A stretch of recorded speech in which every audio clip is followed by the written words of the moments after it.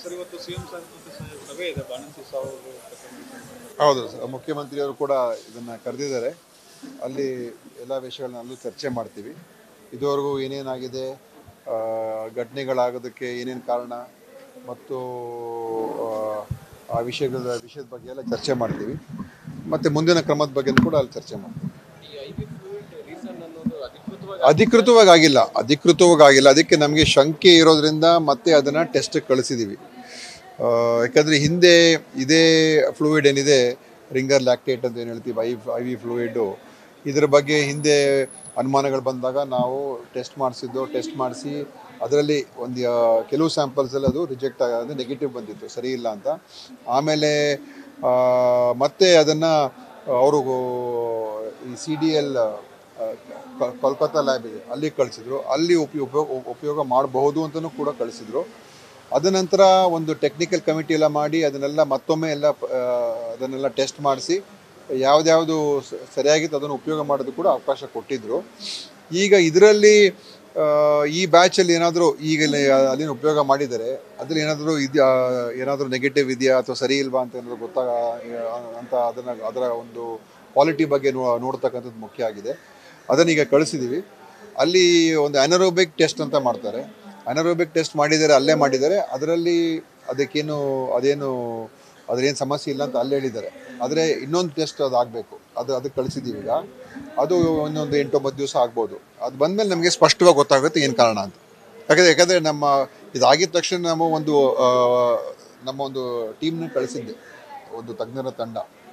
ಅವರೆಲ್ಲ ಹೋಗಿ ಪರಿಶೀಲನೆ ಮಾಡಿ ಚೆಕಪ್ ಮಾಡಿಬಿಟ್ಟು ಡಾಕ್ಟ್ರುಗಳದ್ದೇನೋ ನ್ಯೂನತೆಗಳೇನಿಲ್ಲ, ಅವ್ರು ಏನು ಮಾಡೋಕ್ಕೆ ಸಾಧ್ಯ ಆಗಿದೆ ಎಲ್ಲವನ್ನೂ ಕೂಡ ಮಾಡಿದ್ದಾರೆ ಅಂತ ಹೇಳಿದ್ದಾರೆ. ಮತ್ತು ಬೇರೆದೆಲ್ಲ ಕೂಡ ಅವರು ವಿಚಾರಣೆ ಮಾಡಿದ್ದಾರೆ. ಆ ಒಂದು ವರದಿ ನಮ್ಮ ಹತ್ರ ಇದೆ. ಅವರು ಕೂಡ ಇದ್ರ ಬಗ್ಗೆ ಸ್ವಲ್ಪ ಸಂಶಯವನ್ನು ವ್ಯಕ್ತಪಡಿಸಿದರು. ನಮಗೂ ಕೂಡ ಇದ್ರ ಬಗ್ಗೆ ಅನುಮಾನ ಇರೋದ್ರಿಂದ ನಾವು ಅದನ್ನು ಕೂಡ ಕಳಿಸಿದ್ದೀವಿ. ಈಗ ಆ ವರದಿನೂ ಬರಲಿ, ತದನಂತರ ಅದರ ಬಗ್ಗೆ ನಾವು ನೋಡ್ತೀವಿ ಏನು ಕ್ರಮ ತಗೊಳ್ಬೇಕು. ಸಸ್ಪೆಕ್ಟ್ ಅಂತ ಹೇಳಿದ ತಕ್ಷಣ ನಾವು ಫ್ರೀಸ್ ಮಾಡಲೇಬೇಕಲ್ಲ. ಯಾಕಂದರೆ ಇನ್ನೂ ಈಗ ಒಂದೊಂದು ಜೀವ ಕೂಡ ಮುಖ್ಯ. ಅನಾವಶ್ಯಕವಾಗಿ ಯಾರಾದರೂ ಒಬ್ಬರು ತೀರ್ಕೊಂಡ್ರೆ ಅದು ದೊಡ್ಡ ಒಂದು ಆಘಾತ ಅದು ಅಲ್ವಾ. ಅದು ಯಾರೇ ಇರ್ಬೋದು, ಅದರಲ್ಲೇನು ಭೇದ ಭಾವ ಇಲ್ಲ. ಯಾರೇ ತೀರ್ಕೊಂಡ್ರು ಕೂಡ ಅನಾವಶ್ಯಕವಾಗಿ ತೀರ್ಕೊಂಡ್ರೆ, ಪ್ರಿವೆಂಟಬಲ್ ಡೆತ್ ಆಗಿದ್ರೆ ನಾವು ಅದಕ್ಕೆ ಅವಕಾಶ ಕೊಡಬಾರ್ದು ಅಲ್ವಾ. ಅದಕ್ಕೋಸ್ಕರ ನಾವು ರಿಸ್ಕ್ ತೊಗೊಳ್ಳೋಂಗೆ ಇಲ್ಲ. ಅದಕ್ಕೆ ನಾವು ಇಡೀ ರಾಜ್ಯಾದ್ಯಂತ ಎಲ್ಲ ಕಡೆ ಅದನ್ನು ನೀವು ಎಲ್ಲೂ ಉಪಯೋಗ ಮಾಡಬಾರ್ದು ಅಂತ ಹೇಳಿದ್ದೀವಿ. ಮುಂದೆ ಏನು ಮಾಡಬೇಕು ಅಂತ ಆ ರಿಪೋರ್ಟ್ ಬಂದಮೇಲೆ ಮತ್ತೆ ತೀರ್ಮಾನ ಮಾಡೋದು. ಅಲ್ಲಿವರೆಗೂ ನಾವು ಇದನ್ನು ಯಾವುದೋ ಉಪಯೋಗ ಮಾಡೋಕ್ಕೆ ಹೋಗಲ್ಲ. ಸಂಪೂರ್ಣ ಆ ವರದಿ ಬಂದಮೇಲೆ ನಂತರ ಏನು ಮಾಡಬೇಕು ಅಂತ ನಾವು ನೋಡ್ತೀವಿ.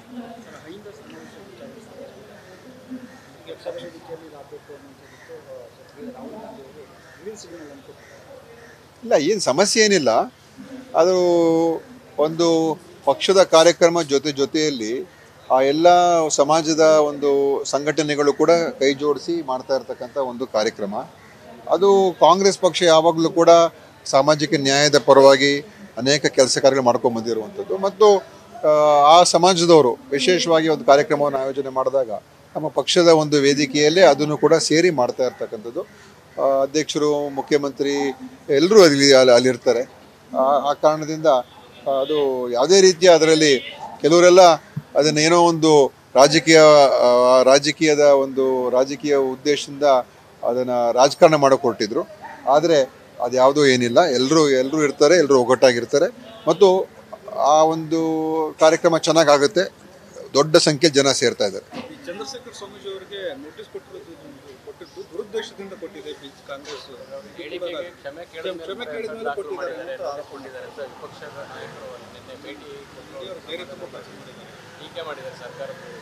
ನೋಡಿ, ಈಗ ಕಾನೂನು ಪ್ರಕಾರ ಏನು ಕ್ರಮ ತಗೊಳ್ಬೇಕು, ಅದು ಒಂದು ಯಾರ ಕಂಪ್ಲೇಂಟ್ ಕೊಟ್ಟಾಗ FIR ದಾಖಲಾಗ್ತದೆ, ಆಯಿತಾ.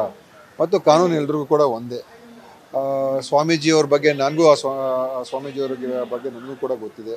ಅವ್ರ ಬಗ್ಗೆ ನನಗೂ ಗೌರವ ಇದೆ. ಆದರೆ ಒಂದೊಂದು ಸಲ ಅತಿರೇಕದ ಮಾತುಗಳು ಏನಾಗ್ತದೆ, ಅದು ಖಂಡಿತವಾಗಿಯೂ ಸಮಾಜದ ಒಂದು ಸ್ವಾಸ್ಥ್ಯಕ್ಕೆ ಒಳ್ಳೆಯದಲ್ಲ, ಆರೋಗ್ಯಕರವಾದಂಥ ಮಾತುಗಳಲ್ಲ ಅದು. ಅದ್ರ ಬಗ್ಗೆ ಯಾರೋ ಒಂದು ಕಂಪ್ಲೇಂಟ್ ಕೊಟ್ಟಿದ್ದಾರೆ, ನಾವೆಲ್ಲ ಕೊಟ್ಟಿರೋದು. ಅದು FIR ಆಗಿದೆ. ಕಾನೂನು ಪ್ರಕಾರ ಏನು ಕ್ರಮ ತಗೊಳ್ತಾರೆ. ಆದರೆ ಸ್ವಾಮೀಜಿಯವರು ಹೇಳಿಕೆ ಸರಿ ಇರಲಿಲ್ಲ. ಅವ್ರು ಕ್ಷಮಾಪಣೆ ಕೇಳಿದ್ದಾರೆ, ಅದು ಒಪ್ಕೊಳ್ತೀನಿ. ಕ್ಷಮಾಪಣೆ ಕೇಳಿದ್ದಾರೆ. ಅವ್ರು ನಾನು ಹೇಳಿದ್ದು ಸರಿ ಇಲ್ಲ ಅಂತಲೂ ಹೇಳಿದ್ದಾರೆ. ಆದ್ದರಿಂದ ಅದು ಮುಂದಿನ ಕಾನೂನು ಪ್ರಕಾರ ಏನು ಕ್ರಮ ಆಗುತ್ತೆ ಅದು ಪೊಲೀಸರು ತೀರ್ಮಾನ ಮಾಡ್ತಾರೆ. ನನಗೆ ಅನ್ಸುತ್ತೆ ಇದೇನು ಏನು ದೊಡ್ಡದಾಗೇನು ಹೋಗೋದಿಲ್ಲ, ಬೆಳೆಯೋಕ್ಕೇನು ಹೋಗೋದಿಲ್ಲ. ಆದರೆ ಯಾರ ಮೇಲೂ ದ್ವೇಷ ಸಾಧಿಸಬೇಕು ಅಂತ ಏನಿಲ್ಲ.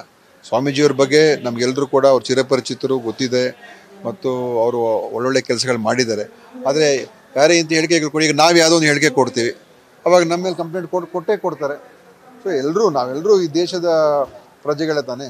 ಸೊ ನಾವು ಏನು ಹೇಳ್ತೀವಿ ಅದರಲ್ಲೂ ಕೂಡ ಯಾರು ಒಂದು ದೊಡ್ಡ ಸ್ಥಾನದಲ್ಲಿ ಇರ್ತಾರೆ ಅವ್ರು ಇನ್ನೂ ಎಚ್ಚರಿಕೆಯಿಂದ ಇರಬೇಕು. ಸ್ವಾಮೀಜಿಗಳಂತೂ ನಮಗಿಂತ ಇನ್ನೂ ಎಚ್ಚರಿಕೆಯಿಂದ ಇರಬೇಕು. ನಾವಾದ ರಾಜಕಾರಣಿಗಳು, ನಾವಾದ ಸ್ವಲ್ಪ ಅಲ್ಲಿ ಇಲ್ಲಿ ಏನೋ ಹೇಳ್ಬೋದು, ಸ್ವಾಮೀಜಿಗಳು ಅದು ಹೇಳಂಗಿಲ್ಲ ಅಲ್ಲ. ಅದರಿಂದ ಅದು ಸ್ವಲ್ಪ ಅದರಿಂದ ಅಷ್ಟೇ ಸಮಸ್ಯೆ ಆಗಿದೆ, ಅದು ಬಿಟ್ಟರೆ ಬೇರೆ ಏನೇನಿಲ್ಲ. ಸರ್, ಇನ್ನೊಂದು ಸರ್, ಸಚಿವ ಸಂಪುಟ ಪುನರ್ರಚನೆ ಸಂಬಂಧವಾಗಿ ಈಗಾಗಲೇ ಹೈಕಮಾಂಡ್ ಸಿದ್ಧತೆ ನಡೆಸ್ತಾ ಇದೆ. ತಮ್ಮಗಳ ಕಡೆಯಿಂದ ಎಲ್ಲ ರಿಪೋರ್ಟ್ ತಗೊಂಡಿದ್ದಾರೆ, ಇಲಾಖೆವಾರು ಮಾಹಿತಿ ಸಂಗ್ರಹ. ಇಲ್ಲ, ಎಲ್ಲ ಇಲಾಖೆಯಲ್ಲಿ ಏನೇನು ಕೆಲಸ ಕಾರ್ಯಗಳು ಮಾಡಿದ್ದೀರಾ, ಏನೇನು ನಿಮ್ಮ ಹೊಸ ಯೋಜನೆಗಳು ಮಾಡಿದ್ದೀರಾ, ಮತ್ತು ಯಾವ ರೀತಿಯಾಗಿ ಸಾಧನೆ ಮಾಡಿದೆ ಎಲ್ಲವನ್ನು ಕೂಡ ಅವರು ರಿಪೋರ್ಟನ್ನು ಕೊಟ್ಟು ಕೇಳಿದರೆ ನಾವೆಲ್ಲ ಕೊಟ್ಟಾಗಿದೆ. ಅದು ಒಂದು ರೀತಿ ಮೌಲ್ಯಮಾಪನಕ್ಕಿಂತ ಹೆಚ್ಚಾಗಿ ಯಾರ್ಯಾರು ಏನೇನು ಮಾಡ್ತಾರೆ ಅಂತ ಸ್ವಲ್ಪ ತಿಳ್ಕೊಳ್ಳೋದಕ್ಕೂ ಕೂಡ ಮಾಡಿದ್ದಾರೆ. ಒಳ್ಳೆಯದದು, ಮಾಡಬೇಕು. ಯಾಕಂದರೆ ಎಲ್ಲರೂ ಕೂಡ ನಾವು ಅಕೌಂಟಬಲ್ ಆಗಬೇಕು ಮತ್ತು ನಮ್ಮ ಜವಾಬ್ದಾರಿಗಳನ್ನು ಸರಿಯಾದ ನಿರ್ವಹಣೆ ಮಾಡಬೇಕು.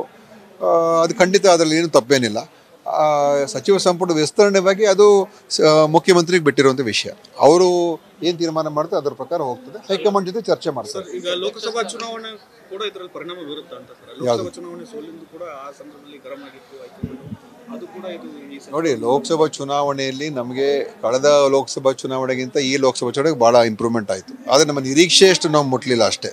ನಿರೀಕ್ಷೆ ನಮ್ದು ಇನ್ನೂ ಜಾಸ್ತಿ ಇತ್ತು, ಅಷ್ಟು ಬರೋಕ್ಕಾಗಲಿಲ್ಲ. ಅದು ಬಿಟ್ಟರೆ ನಾವು ಅವಾಗ 1 ಗೆದ್ದಿದ್ದು, ಈ ಸಲ ನಾವು 9 ಗೆದ್ದು, ಮತ್ತು ಇನ್ನೂ ಹೆಚ್ಚು ಗೆಲ್ಲೋದಕ್ಕೆ ಅವಕಾಶ ಇತ್ತು. ಮುಂದೆ ಇನ್ನೂ ನಾವು ಪ್ರಯತ್ನ ಮಾಡೋಣ. ಆದರೆ ನಿನ್ನೆ ಹೋದಂಥ ಒಂದು CM ಅವರು ಮತ್ತು ಅಧ್ಯಕ್ಷರು ಹೋಗಿರೋದು ಲೋಕಸಭಾ ಚುನಾವಣೆಗೂ ಅದಕ್ಕೂ ಇದಕ್ಕೂ ಏನು ಸಂಬಂಧ ಇಲ್ಲ. ಚರ್ಚೆ ನೋಡಿ, ಈಗಾಗಲೇ ಕ್ಲೇಮ್ ಅಂತ ಏನಿಲ್ಲ, ಅವ್ರಿಗೆ ಆಸೆ ಇದೆ ಅಂತ ಹೇಳಿದ್ದಾರೆ ಅಷ್ಟೇ. ಕ್ಲೇಮ್ ಅಂತ ಹೇಳಿದ್ರೆ ನನಗೆ ನನಗೆ ಆಗಬೇಕು ಕೊಡಿ ಅಂತ ಏನು ಕೇಳಿಲ್ಲ. ಆಸೆ ಇದೆ, ಕೊಟ್ಟರೆ ಅಂತ ಆ ಥರ ಹೇಳಿದ್ದಾರೆ ಹೊರತು. ಬಟ್ ಈ ಅಧ್ಯಕ್ಷ ಸ್ಥಾನ ವಿಚಾರ ಕೂಡ ಹೈಕಮಾಂಡ್ ಡಿಸೈಡ್ ಮಾಡ್ತಾರೆ. ನಾವ್ಯಾಕೆ ಅದ್ರ ಬಗ್ಗೆ ಸುಮ್ಮನೆ ಚರ್ಚೆ ಮಾಡಬೇಕು? ಯಾರು? ಹೌದು, ಯಾಕೆಂದರೆ ಅದರಲ್ಲಿ ಅನೇಕ ವಿಷಯಗಳಿರ್ತದೆ, ಸಮಸ್ಯೆಗಳು ಬರ್ತದೆ, ಎಲ್ಲ ನಾಯಕರುಗಳಿರ್ತಾರೆ, ಕಾರ್ಯಕರ್ತರಿರ್ತಾರೆ. ಎಲ್ಲರನ್ನೂ ನಾವು ಸಮಜಾಯಿಸ್ಕೋಬೇಕು, ಜೊತೆ ತೊಗೊಂಡು ಹೋಗ್ಬೇಕು, ಕೆಲಸ ಮಾಡಬೇಕು. ಆದ್ದರಿಂದ ಅದೇನು ಮತ್ತು ಅದಕ್ಕೇನು ಒಬ್ಬ ಮಂತ್ರಿ ಆದರೆ ಬೇರೆ ಬೇರೆ ಎಲ್ಲ ಇರ್ತದೆ. ಅದು ಅಧ್ಯಕ್ಷ ಅಂದರೆ ಅದಕ್ಕೇನು ಬೇರೆ ಏನು ವಿಶೇಷ, ಅದಕ್ಕೇನು ಪವರ್ಸ್ ಏನಿಲ್ಲ ಅಲ್ವಾ? ಒಂದು ಅಧ್ಯಕ್ಷ ಅಂತ ಹೇಳಿದ್ರೆ ಇದು ಕೆಲಸ ಜಾಸ್ತಿ ಇದೆ ಹೊರತು ಅಧಿಕಾರ ಏನಿಲ್ಲ ಅಲ್ಲಿ. ಆದ್ದರಿಂದ ಅದು ಅಂದರೆ ಒಳ್ಳೆಯ ಹುದ್ದೆ. ನಾನು ಹೇಳೋದು ಖಂಡಿತ ಯಾರೇ ಅಧ್ಯಕ್ಷರಾಗೋದು ಅದು ಒಳ್ಳೆಯ ಅವಕಾಶ, ಒಳ್ಳೆಯ ಹುದ್ದೆನೇ. ಅದಕ್ಕೇನು ನಾವು ಅದರಿಂದ ಸಿಗುವಂಥ ಒಂದು ಅನುಭವ ಬಹುಶಃ ಬೇರೆ ಯಾವುದ್ರಲ್ಲೂ ಕೂಡ ಸಿಗೋದಿಲ್ಲ.